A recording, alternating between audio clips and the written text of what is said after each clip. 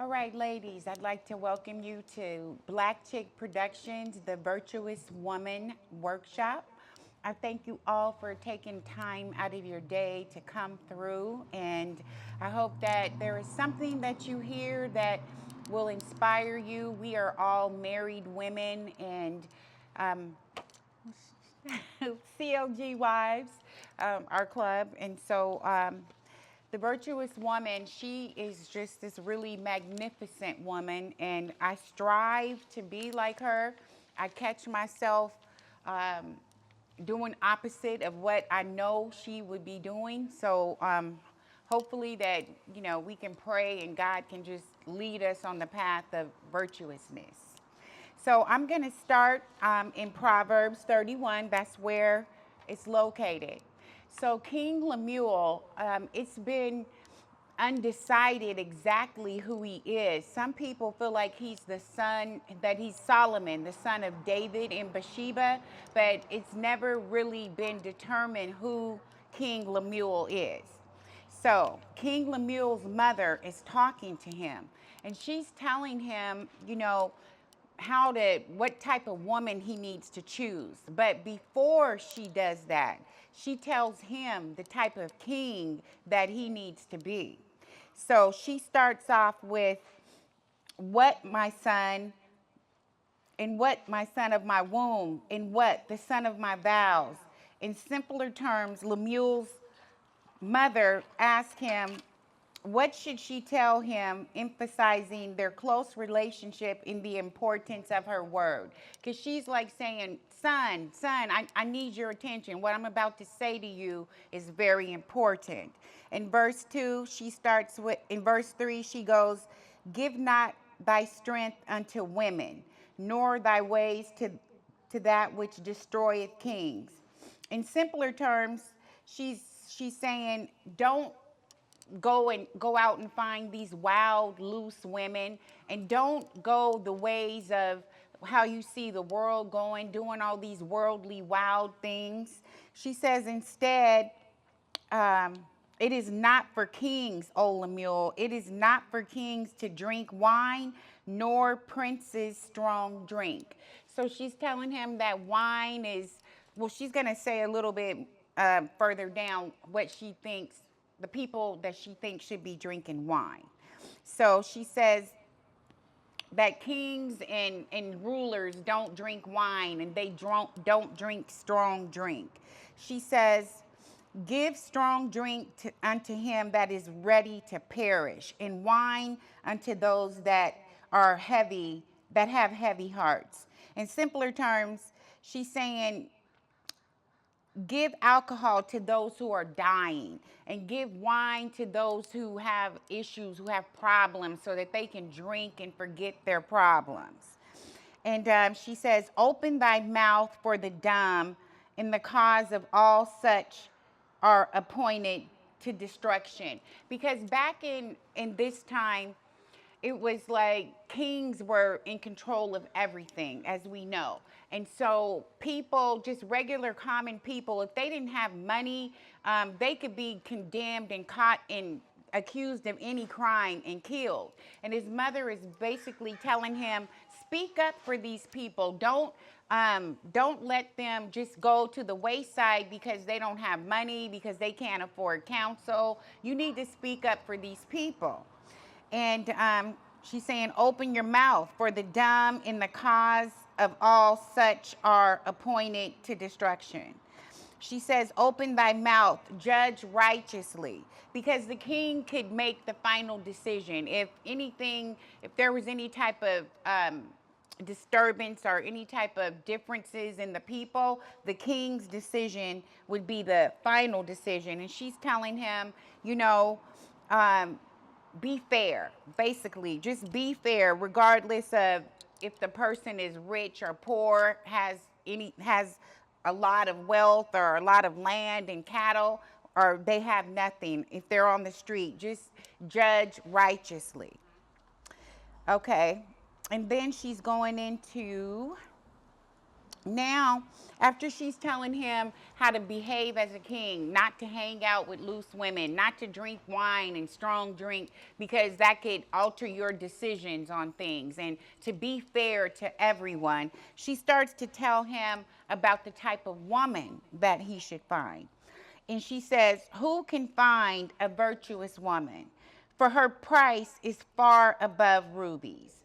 In simpler terms, she's saying that a truly good woman is hard to find. You can't just go to the supermarket or the mall or wherever and run into a good woman, and even in the church.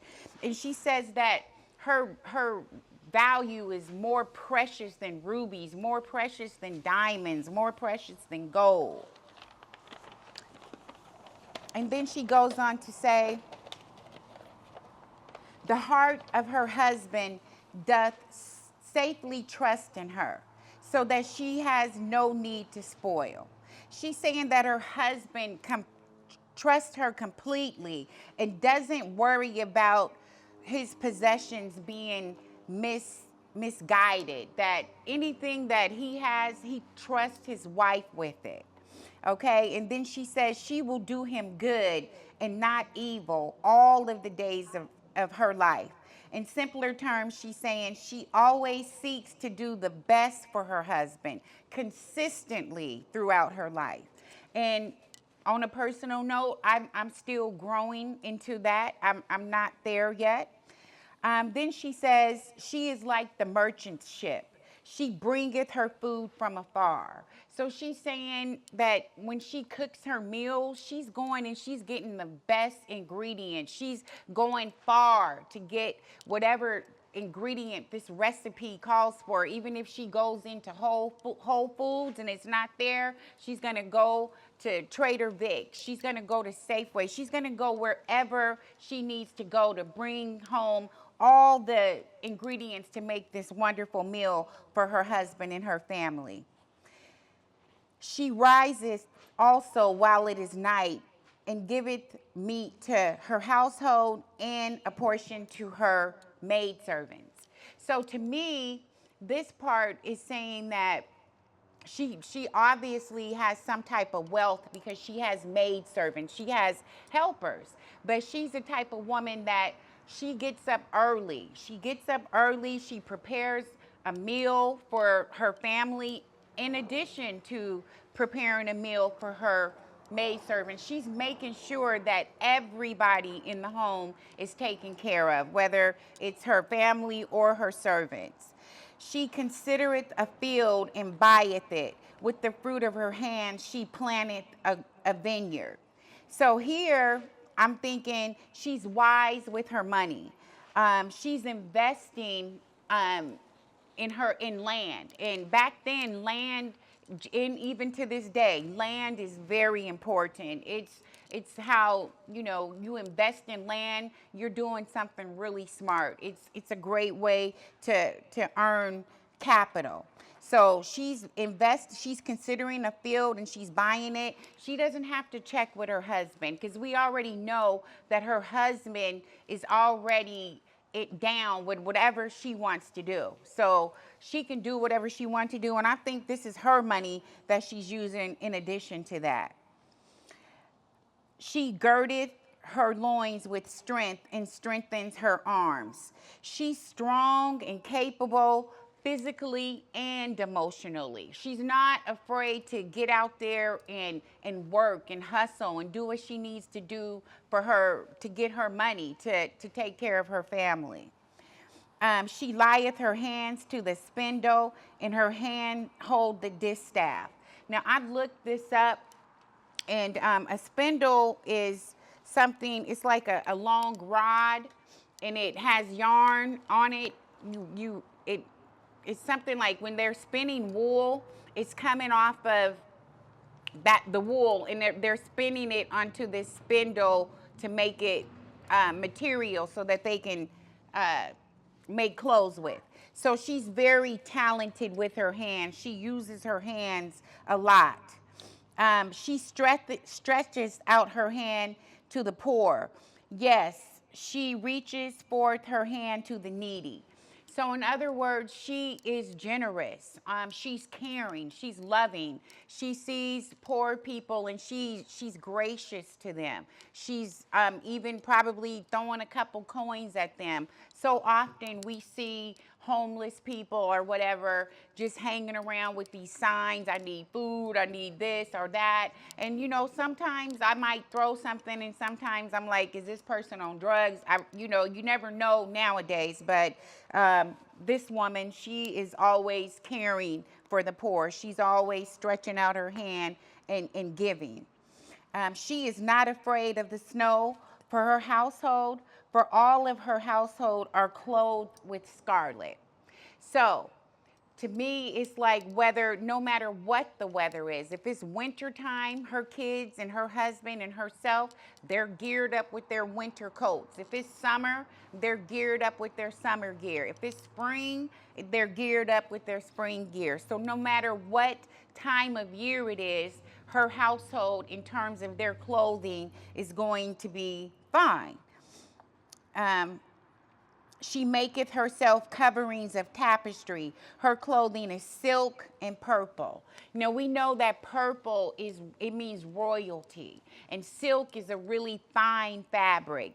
So not only does she make sure that everybody has the appropriate clothing for whatever time of year, but their clothing is nice. You know, they're stylish. They look good in their clothing. Her husband is known in the gates when he sitteth amongst the elders of the land. So due to the fact that this woman is so wonderful, her light is shining, and her husband is riding on her coattails because he's known throughout the land, and he's able to sit with all of the important people because of his wife, because of who she is in the community. She is uplifting her husband to this other standard to be welcome with the elders and the other important people in the community. She maketh fine linen and selleth it, and delivereth girdles unto the merchants. So if she's if she's making fine linens and she's delivering her product to the merchants, she's an entrepreneur. She is manufacturing. That's why she has these maid servants, because she's manufacturing whatever it is that she's making, her fine linens. And I can imagine that she had her own logo, like Louis Vuitton or Gucci. You know, she's making her own stuff and she's selling it to the merchants, and it's fine. Everybody likes it. Strength and humor are her clothing, and she shall rejoice in time to come.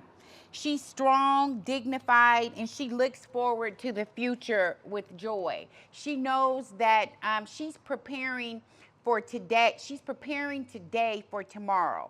She's somebody that stays ready, so she don't have to get ready. She openeth her mouth with wisdom, and in her tongue is the loin of kindness. So she speaks. When she speaks, people stop and listen, like she's E.F. Hutton or somebody, because they know that whatever is coming out of her mouth, it's going to be something that they can use. It's going to be wise. And not only is it wise, but she uses kind words. And this is something else that I'm working on myself, is just to try to just be kind to people and use kind words, even when I'm not feeling my best, even when I'm upset. I'm just trying to be more kind and more cautious about the words that I'm choosing. She looketh well to the ways of her household, and eateth not the bread of idleness. So in other words, she's busy keeping her house together. She don't sit around and just like, she's not lazy. She's about her business. She's keeping her house together. She's about keeping her business in order. She's a businesswoman, and she's making sure that whatever's going on, she got control. Her children rise up and call her blessed. Her husband also, and he praiseth her. So her family appreciates her. Her husband praises her. her children call her blessed. They're happy that this is their mom. I'm sure that they have friends and they can see the difference between their friends' moms and their mom. And isn't it so wonderful when our kids say, Mom, you're the best mom in the whole world? Or when our husband tells us how much he loves us and just surprises us with roses or brings home something for us that we're not expecting. And that's just to demonstrate that they love us and that they praise, they're happy, they're singing praises about us. Many daughters have done virtuously, but thy excellent them all. So they're saying many women do things that are good, but the virtuous woman, she does them the best. And this woman is so busy because she's getting up early, cooking breakfast for the family, for the maid servants. She's burning the midnight oil at night, making sure that everything is taken care of. She's handling her business. She's going around the town, buying land, planting fields, planting a harvest, so because she knows that this is going to benefit her family down the line. She's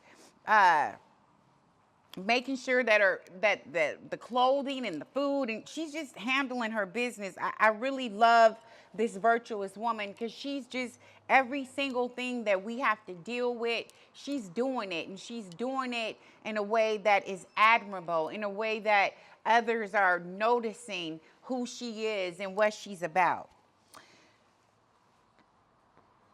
Favor is deceitful and beauty is vain, but a woman that feareth the Lord shall be praised.